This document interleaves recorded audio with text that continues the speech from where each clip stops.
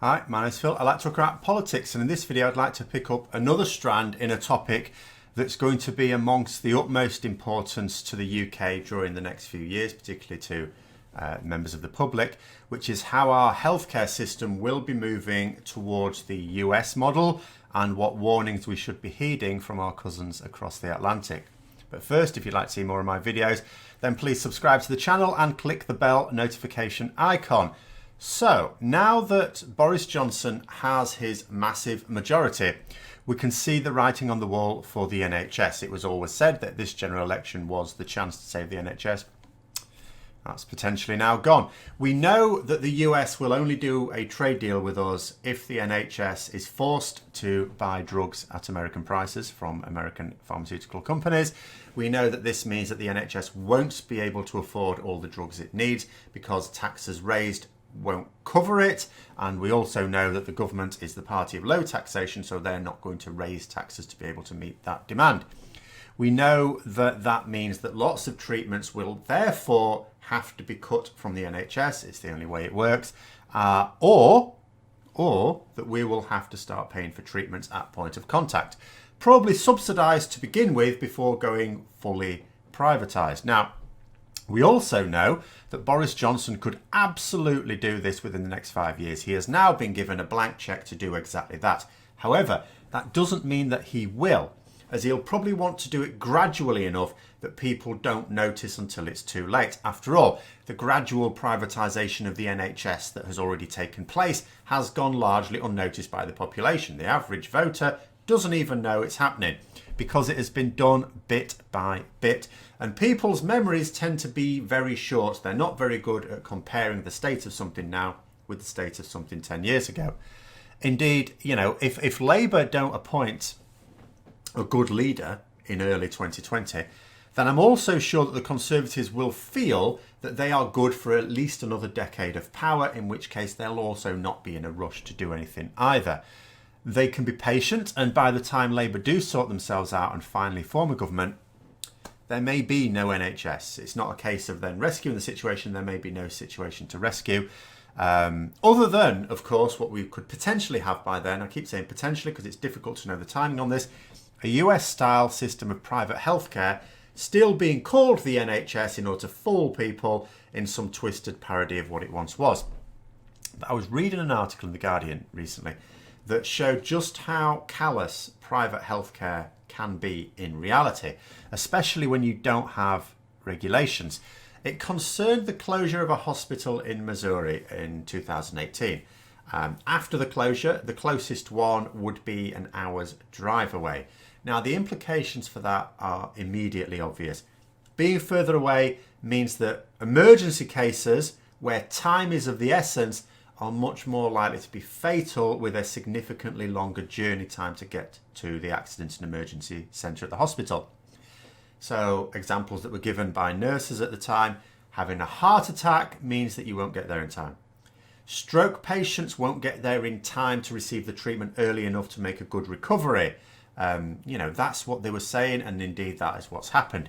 People have now died in that community after not being able to get to hospital in time. I mean, people do die. Medics can't always save them. We're talking specifically situations where they likely would have been saved with the hospital that they had at the time.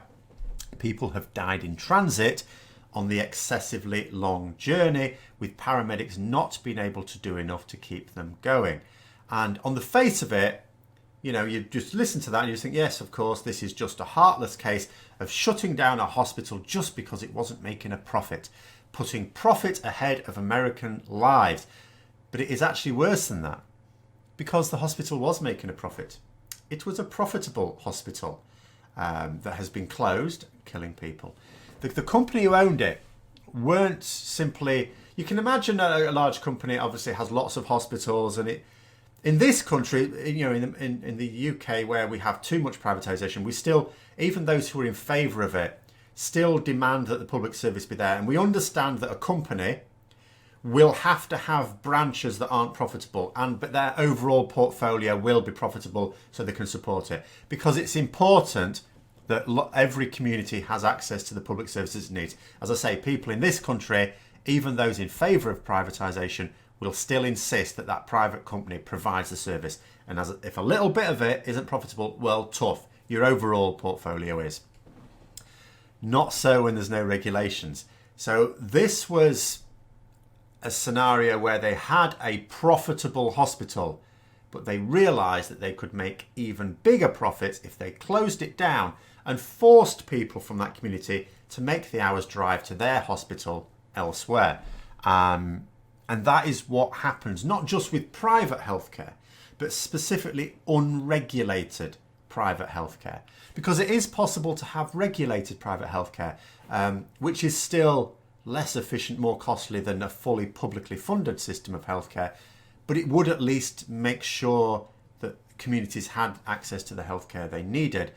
A regulation could insist, for example, that in order to gain a license to be able to build your hospitals, to be able to run your hospitals, that you have to provide adequate healthcare for a particular region. And that, if that means putting, a centre there where you wouldn't ideally like to put it, well, tough, that's what you're going to do. Do you want it or not? Do you want this license or not? That'd make it impossible to close down a hospital, even if it were unprofitable, let alone one that's actually making money, if it means its citizens are going to lose their lives. But that's not the way America rolls. And this is the system that is supported by Boris Johnson and many in the Conservative Party. And that is the future that is waiting for us. And I fear that we will move down that path only just slowly enough for people not to notice easily, but that it will move far too rapidly for those of us who are keeping an eye on it. And I think the situation now is serious enough to suggest that, let's say the Labour Party do form a government in 2025, or 2020, when would it be? 2024, I suppose. Which is not looking too likely at the moment, but, we will see who becomes leader and we will see what happens in the next few years. I still think it'll be too late to reverse the damage that is about to be done. Our chance to save the NHS has potentially gone. We're entirely reliant now, not on opposition to what he's doing, although that has to continue to keep people's eyes focused on it. We're entirely reliant upon Boris Johnson and his advisors basically making a complete dog's dinner of their plans, rather than being able to do anything ourselves, as I say. But it is important to keep talking about this, to keep the narrative going, to keep people's eyes focused on things. So every time then there is a change, we need to say to people, that has changed. He said it wouldn't. He said this thing wouldn't happen, and now it's happened. And keep that in people's heads so that when we do go to the next general election, it may be there. But it is a message they ignored a couple of weeks ago, so I'm not holding my breath. So I hope you found the video interesting. If you did, don't forget to click the like button. And if you'd like to support the channel further, then also please click the Patreon link for details. And until next time, I'll see you later.